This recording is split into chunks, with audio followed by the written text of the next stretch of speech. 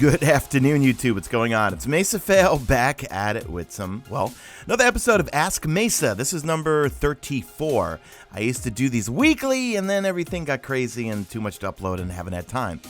It's a series where I answer your questions in the comment section. So if you want your question answered in episode number 35, leave it in the comment section, and hopefully it'll be one of the questions that gets picked for me to answer. So without further ado, let's jump into your questions. Okay, so the first one comes from Raw Frankie. Says, Mesa Sean, will you ever stream on Twitch or just stay on YouTube? Funny you mention that, because I just streamed on Twitch the other night because I did not want to clog up you guys' sub boxes. We did all the old raids, kind of was like a throwback Thursday. Here's my deal with the whole streaming thing. People ask me, why do you stream on YouTube, not Twitch? Well, there's a number of reasons. And one is when new content or live events or something kicks off, instead of me having to go and make a separate video on what's new at the, let's say, Bounty Collector, what's new at Eververse, what's new with this quest, I just fire up the stream right to YouTube and we can cover it all in one stream, and then it gets archived and people want to go back and can watch it all right there. I don't have to make a million videos for that day. Also, another thing that was kind of glaring to me was that Twitch gets blocked in a lot of places. You know, my girlfriend, she's an RN nurse, and at her hospital, you know, there's a few times when she was on break and wanted to watch when I was streaming, and if it was on Twitch, she's like, oh, I can't watch, it's blocked here. Also, a number of comments when I was streaming was like, hey, thank God you're on YouTube because Twitch is blocked at my college or school or whatever.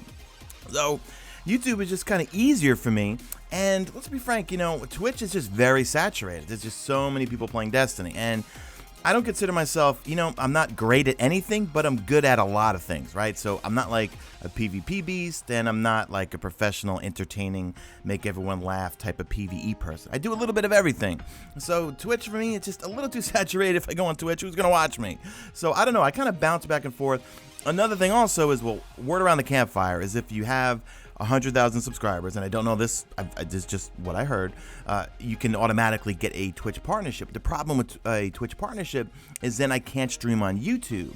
And I don't, you know, that's a conundrum right there. If I could stream on both, I would kind of bounce, you know, back and forth, because obviously Twitch, it'd be great if I had a partnership, but then I'd limit myself because then I can't stream on YouTube. So I'm going to keep streaming on YouTube, but then if it's like a day like last Thursday where I streamed the old raids, where I uploaded 2 videos on Thursday in the morning and the afternoon, and then I had Zer the next day, so I didn't want to clog up your sub box. So I said, you know what, let me go to Twitch, and we just had a good time streaming there for 4 or 5 hours. I don't feel as compelled that it needs to be perfect. When I stream on YouTube, I try to make it as concise as possible, whether it's like new content or a live event, or if it's a raid, we're trying to burn through it. But if we're doing like Wrath of the Machine challenge mode and we're going to be there for hours, it might not be the greatest for me to stream on YouTube. But Iron Banner's coming up next week, so I might stream Iron Banner, see if we can grind some packages with some friends and things like that. Maybe some of you guys out in the chat and stuff, and let's go from there. Next up is from Red Bandit Gaming. Says, Mesa, can you play some more Infinite Warfare? To be frank, man, I tapped out. I loved it when it first came out, was having a lot of fun with it, and then I got bit by the Titanfall 2 bug. Titanfall 2, man, I am so addicted to that game. That's why I don't get burnt on Destiny, because I mix it up. Play a lot of Titanfall 2, and since Titanfall 2 is a one-trick pony in my opinion, just like Star Wars Battlefront, love it, but it's only multiplayer, and I can only take multiplayer for so long. But Infinite Warfare, you know, I like the mechanics better in Titanfall 2 with regards to wall running, boost jumping and stuff. I love Titanfall 2. And to be frank, Call of Duty next year, they got to put boots back on the ground. You know, if you know my history, I am a recovering Call of Duty addict, okay? I was just addicted to Modern Warfare 3. Black Ops 2 for me was the pinnacle. Black Ops, oh, man, you don't want to know how much I played Black Ops 2, okay? If they had that remastered on PS4, I would literally be glued to it every single day. My hopes for next year with Sledgehammer Games is that they go with just a modern day military shooter, boots in the ground, or go back in the past. But what are they going to do? World War II? World at War Part 2? Well, no, that was Treyarch. It's a Sledgehammer. You got to do Vietnam, perhaps. They got to do a modern day shooter, but it has to be boots on the ground. And they, you know, the franchise, in my opinion, has been kind of dying since, I would say, the Advanced Warfare days. You know, for me, Black Ops 2, favorite game. Ghosts, I loved for like the first maybe 6 months, and then I got hooked on Killzone Shadowfall, and that's what kind of got me into Destiny, actually, because I never would have discovered Destiny if I didn't play Killzone Shadowfall 2, because I was one of those closed-minded, only Call of Duty, only multiplayer type of people. And then I fell in love with Destiny when I played the alpha. Next up is from Yab Neil. I hope I'm saying that right. What is your YouTube setup in terms of PC and programs and way to capture game video? Well, I don't own a PC, but I just ordered a Asus laptop. Man, I'll get to that in a second here. So, I use a brand new MacBook Pro 2017 that I edit everything on. Thing is amazing. I use all Macs basically right now.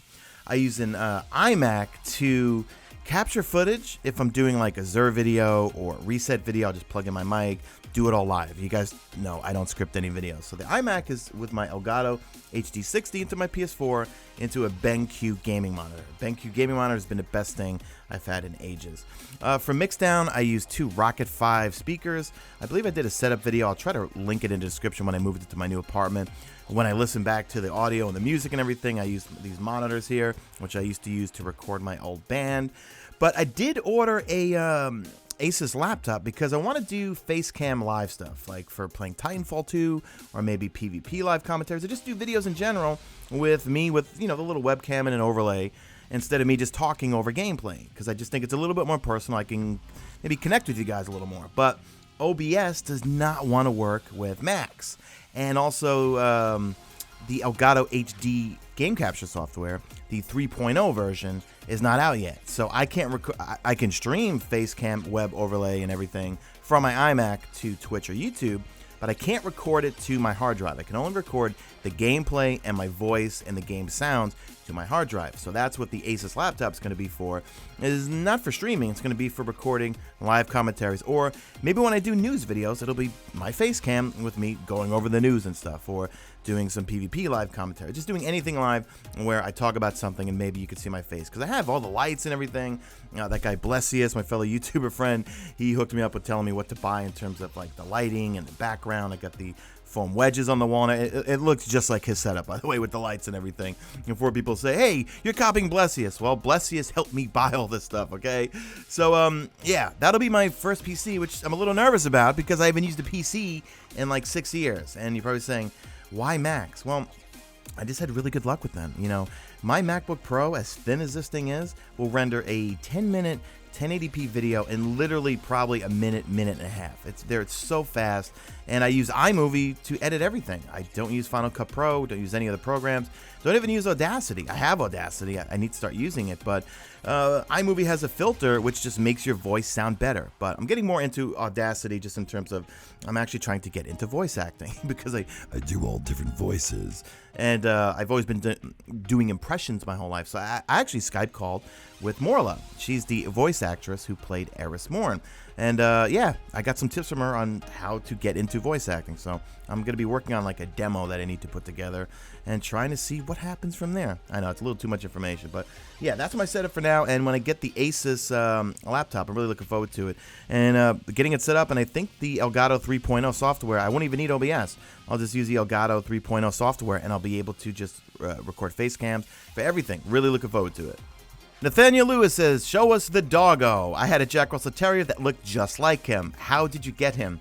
Max is my heart and soul. I'm actually looking down at him right when I say that. Max is a rescue. He's going to be 11 years old in May. I got him in St. Louis, Missouri. I was living in St. Louis back in 2000, let's see, 5, 6, 7. And I was back when I was looking for a dog, and I looked on the internet, and there was this rescue lady who would get them from puppy mills. So I picked him up. He was about 7 months old. He was just a pooping blood mess, shaking, whipworms, the whole nine. He was in terrible condition. So I took him to the vet, got him all fixed up, and he's my little friend. And he's extremely anxious. He is very aggressive towards anyone except myself, my girlfriend, and my mother. For some reason, like, I guess must have been abused by a male or something, because females, like, if he sees one on the street or something like that, when I'm walking, he can be nice to them, but when it comes to males, he's always hostile towards. So I think something might have happened to him, but he's very anxious, and he just constantly follows me around everywhere I go, and I don't know what I would do without him. And he's a wire coat too, which is rare.